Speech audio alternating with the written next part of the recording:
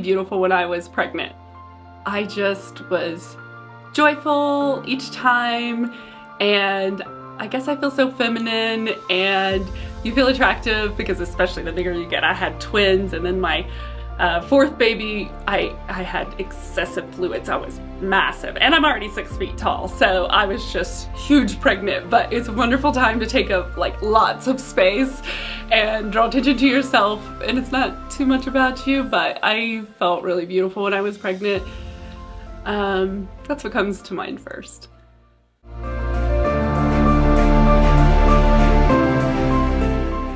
With this photo shoot, I'm actually trying to move forward in being present in social media and not hiding behind my desk or the phone, because it's really not as relevant to upcoming generations. So I myself am trying to be brave and you know, show my face, even though I'm well over 40, closer to 50 now, because gosh, I'm only halfway through this deal. I can't hide for the next 50 years, right? So I know that I want to be relevant to people 25 years younger than me, especially in my industry. They need the wisdom that I have, and that's where they go for information. So I'm still on the edge about sharing everything or sharing my children. I sort of go in and out about I really want to share it, and then sometimes I worry about the future and AI. So I don't know. I usually wait till I'm compelled, but I'd really like to step into it more personally, because I have a lot to offer, and that's where people are looking for information.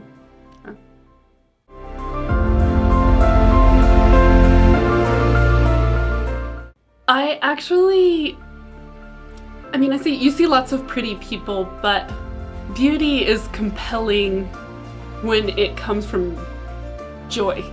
Like, in thinking about beauty, I really found that when you are, drawn in, this is a sign language for attracted or fascinated with somebody's beauty, maybe not always, maybe not in magazines, but in real life, it's because their heart's full of joy.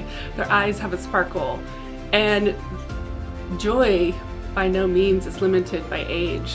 I can think of lots and lots of people I'm fascinated with or attracted to, and usually I think the thread is like a joy that you can't even really understand or access.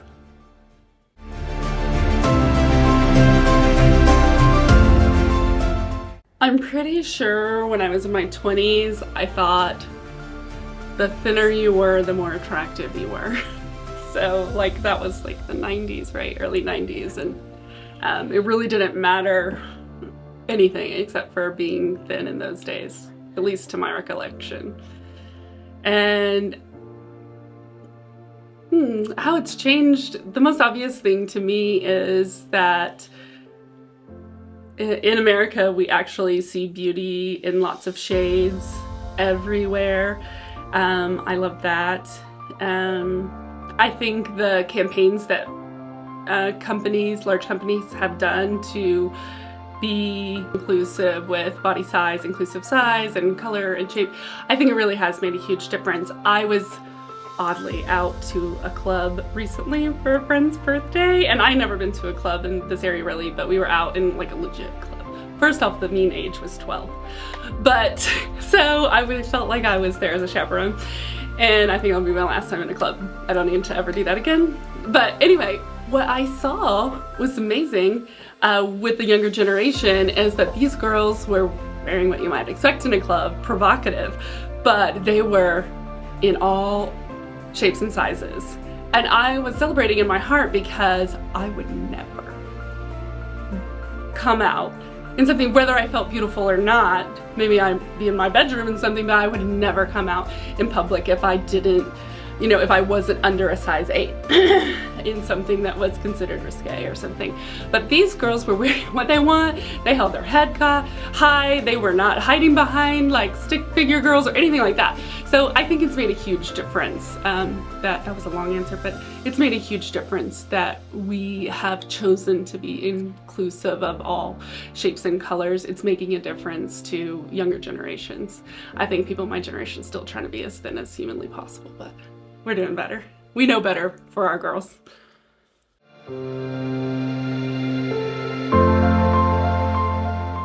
The best thing about being a woman over 40 is feeling confident to speak your mind, your truth, and your boundaries, really without fear. Like, you know, there may be repercussions. You might lose people out of your life that you enjoyed, but the wholeness that you get out of telling your truth and holding your boundaries, there's such freedom. You can truly create a life that you love regardless of who's around you and what they're doing. It actually doesn't matter. You'll feel confident to say what you need to say to whomever you need to. It's the best.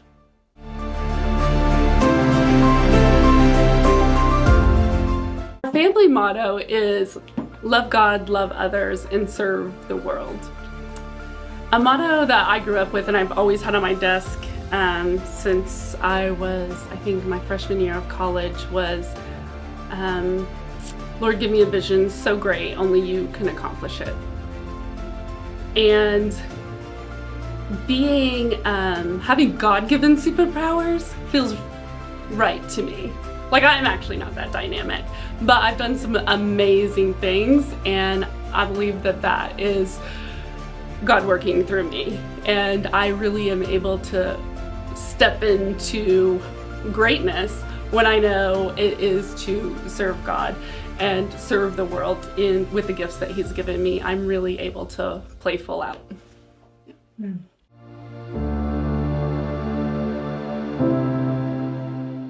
For the past 8 years, a child has definitely woken me up in the morning for the huge majority of mornings.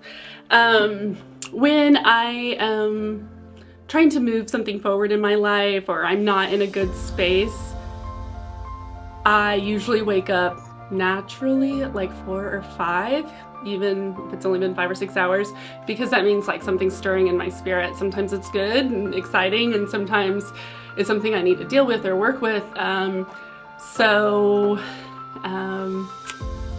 don't know, my own nudging these days wakes me up a lot of times.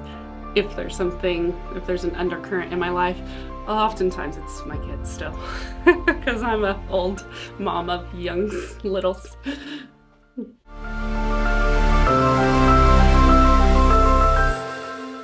I hate to be so cliche, but for me, really having children was my greatest achievement, because literally I faced insurmountable odds, and it was confirmed in many ways.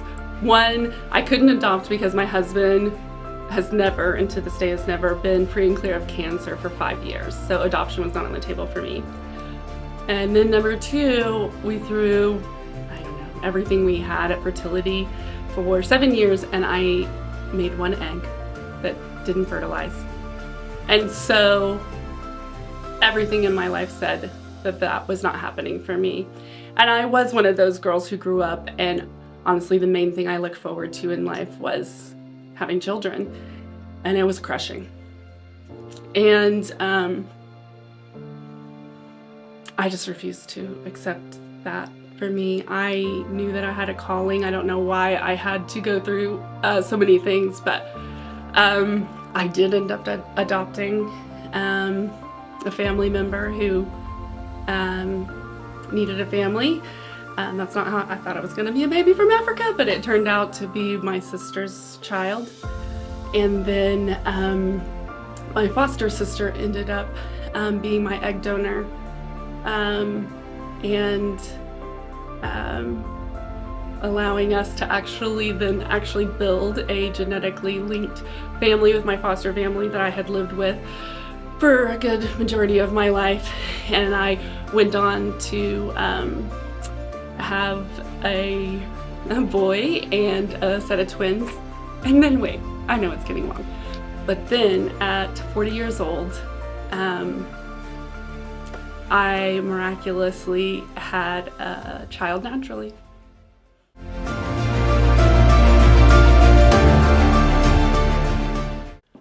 From what I know about how my generation is perceived, it's from my 19-year-old, and she is horrified at our work ethic. She thinks that our materialism is, ridiculous. So I know that she doesn't align with our work ethic and values, although I do support her life completely. So we'll see how that develops.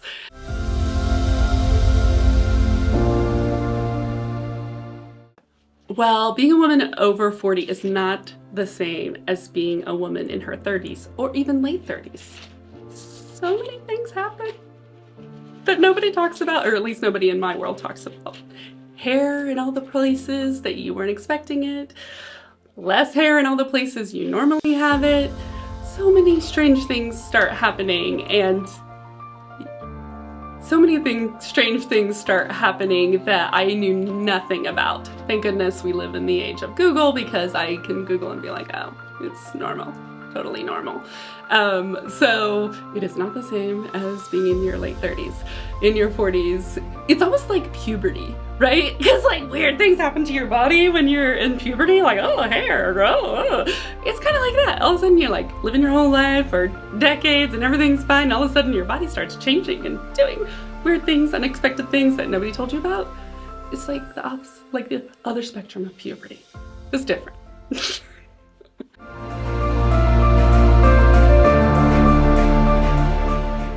I'm a part of the 40 over 40 experience.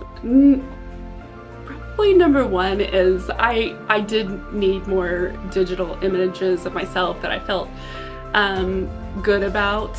I needed it for business. And honestly, I needed to be compelled to do so.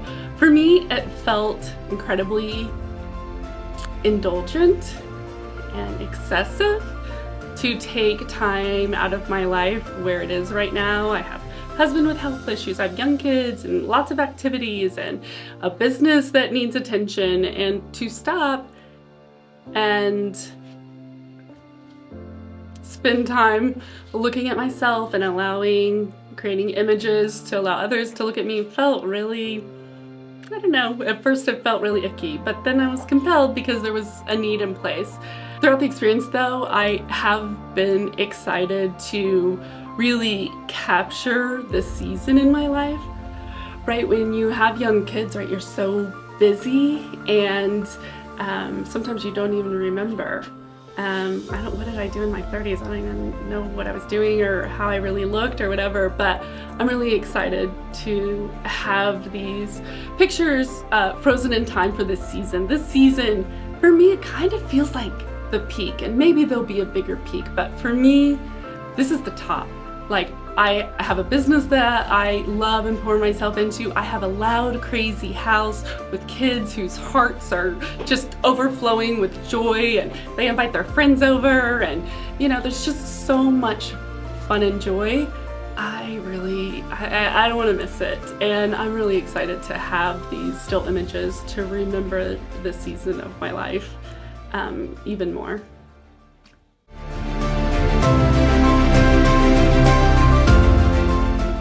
I'm sure you're not going to use this, but one of the things that stood out to me when I was first looking in the images, it was like, I would do her. Like, I was like, oh, she's hot. I still got it. Like, after just floating around on your website and seeing some of your work, I was like, I want to awaken that sexy side of myself. So although I was here with my business agenda, it did make a stirring, and I am happy that I was able to capture this piece of my womanhood And honestly, I'm gonna use it like a calling. I'm putting that over my headboard, and I want to spend some time revisiting that season more intentionally. So that was not my intention going in, but it was something I took away that I wasn't expecting.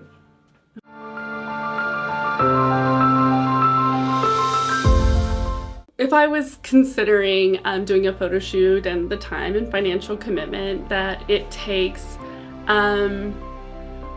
you know, if we think about things that are most meaningful to us from 10 years ago or 20 years ago, we don't really remember how much it cost or how much time it took.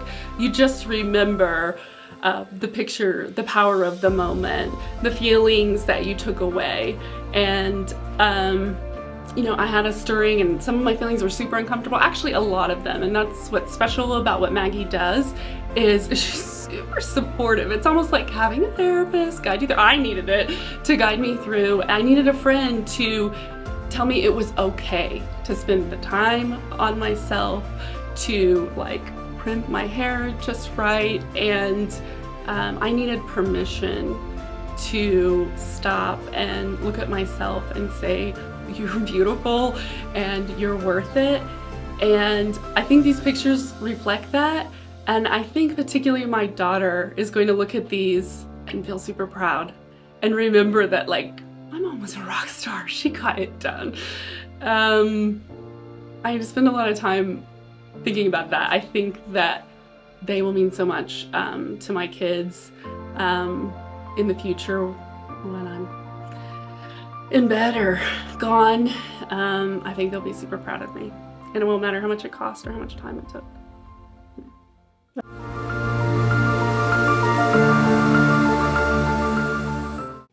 I just love being at Maggie's studio. I wish she would do like happy hour here or something sometimes. I don't know why. I've been here at least 3 times, and each time it gets better and I feel more comfortable, and it's just like, it's in a really nice safe space that really isn't interrupted too much, except that one time I got a call about the fire. It's not interrupted too much, and it really feels like it's comfortable. It's like a woman's space, and Maggie helps you feel really safe, and I honestly just love being here. I think you should open it up more.